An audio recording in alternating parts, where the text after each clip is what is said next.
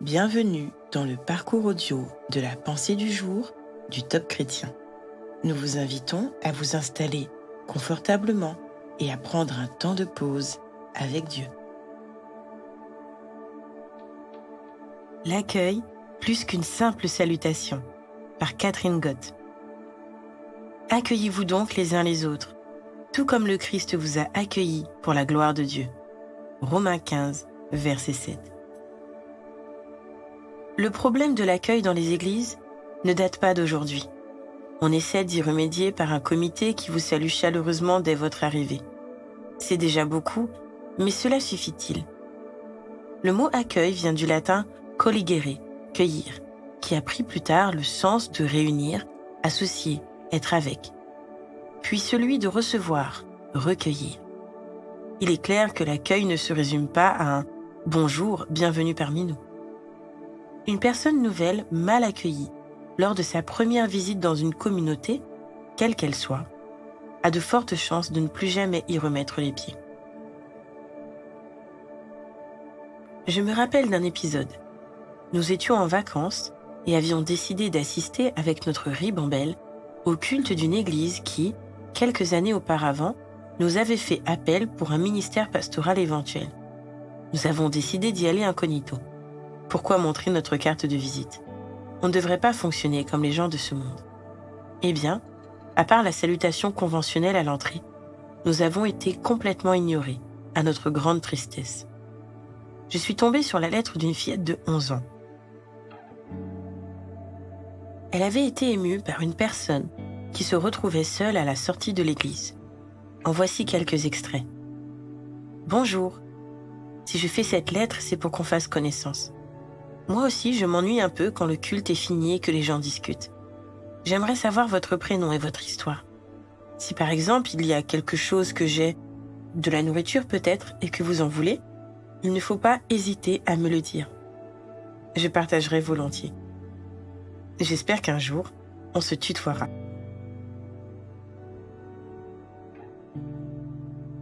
Quand Christ nous a accueillis, il ne nous a pas seulement salués, il a manifesté un réel intérêt pour qui nous étions et s'est mis à l'écoute de nos besoins.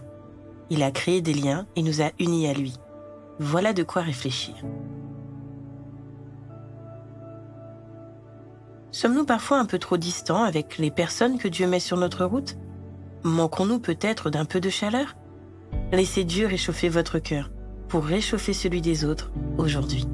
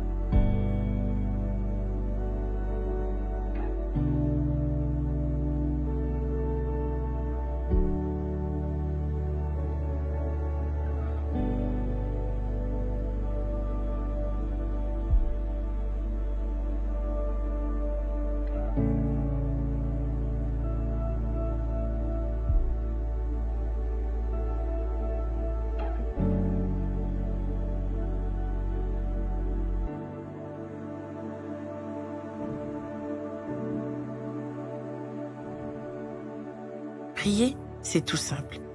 Parlez à Dieu comme vous le feriez avec une personne proche de vous. Dieu vous aime et il peut tout entendre. Voici un exemple de prière. Pardon Seigneur, quand je zappe les personnes qui ont besoin d'attention et d'amour, que ce soit à l'église ou dans mon quotidien, trop occupé par mes habitudes. Montre-moi ton cœur pour ces personnes et dis-moi comment les accueillir à la façon du Christ. Je te remercie parce que toi, tu as pris le temps de t'arrêter, de m'appeler par mon nom et de m'inviter à ta table.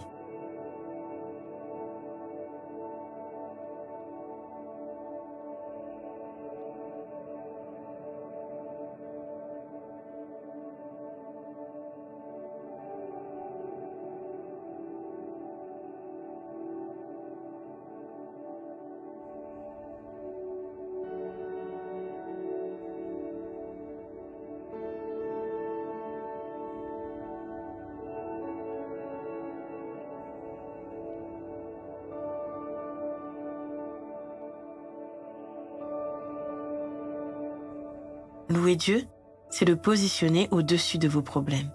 C'est attirer sa présence par votre amour, votre foi et votre gratitude envers lui.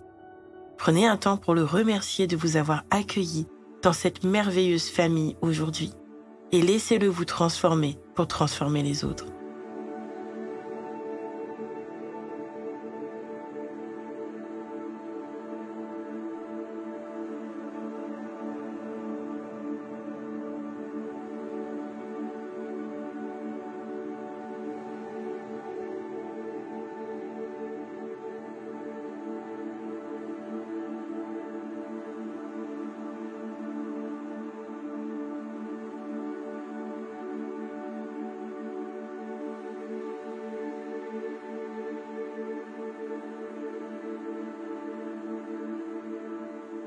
À présent, passez à l'action.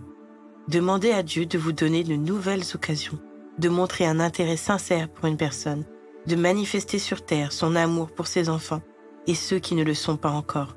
Prenez le risque d'aimer. Dieu vous accompagnera et vous aidera.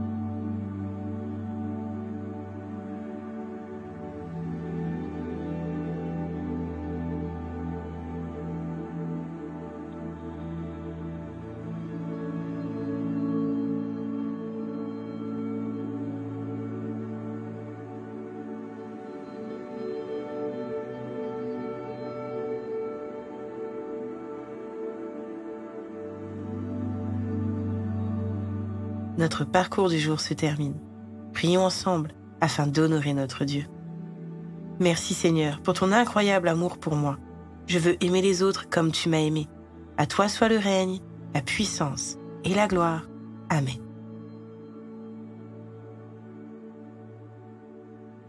Nous espérons que ce temps de pause avec Dieu vous a ressourci.